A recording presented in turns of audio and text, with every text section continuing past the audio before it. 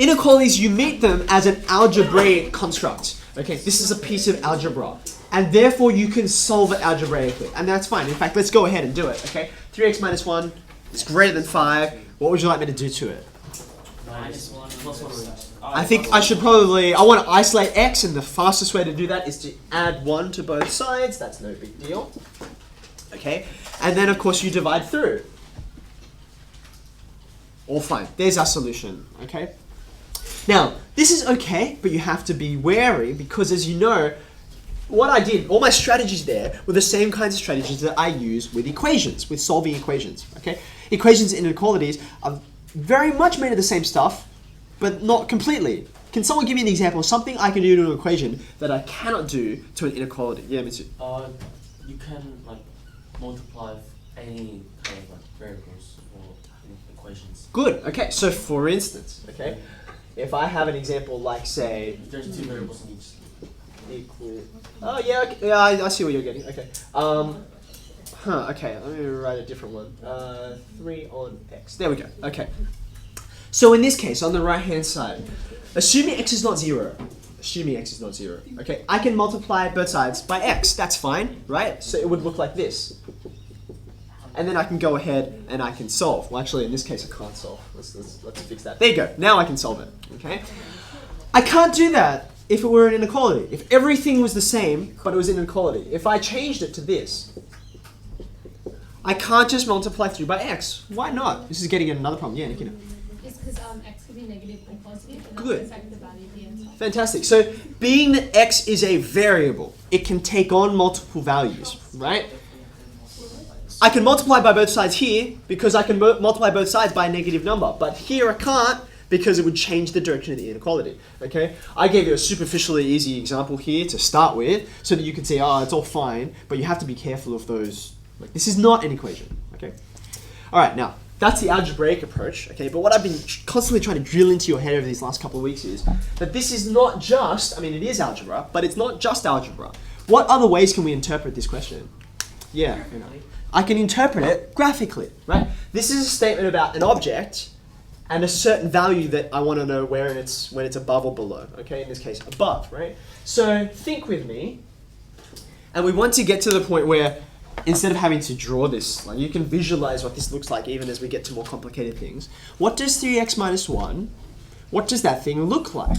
How would you describe it if you had to use words? Someone hasn't said anything yet. Let's see. Who has volunteered? Am I going to have to volunteer someone? I am going to have to volunteer someone. Oh no. Yeah, Jinsu's pretty, he's awake enough. Okay, let's go for that. 3x minus 1. What does 3x minus 1 as a graph, what does it look like?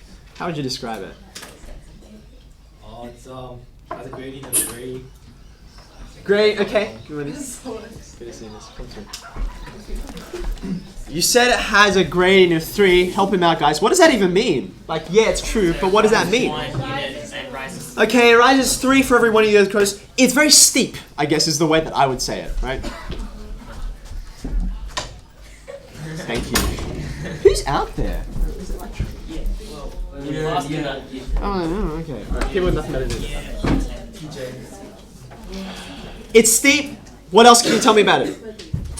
It's moved down one spot. Thank you. I have a vertical shift happening, right? So here's my beautifully accurate diagram.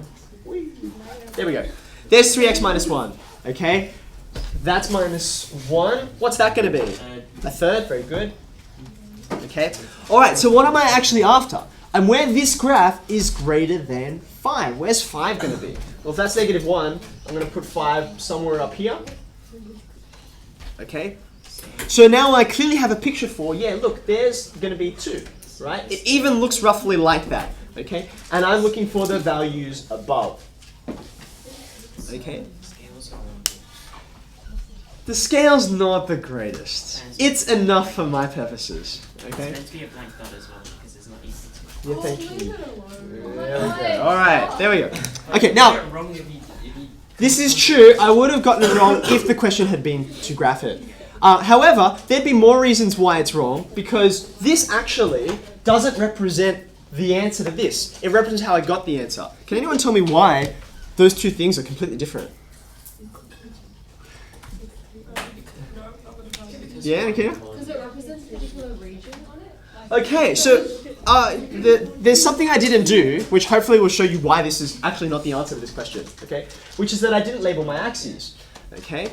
Now, you're like, who cares about labeling axes? Well, in this case, I do, because this demonstrates the fact, what's obvious, is that this is a two-dimensional problem. This is a two-dimensional problem. But the question is one-dimensional. I've used a two-dimensional tool to solve a one-dimensional problem, okay? So actually, my real answer should be this. Yeah. That's the real answer, okay? Which I interpret off the graph because it's the x values that correspond to where this is true, where I'm above 5, okay?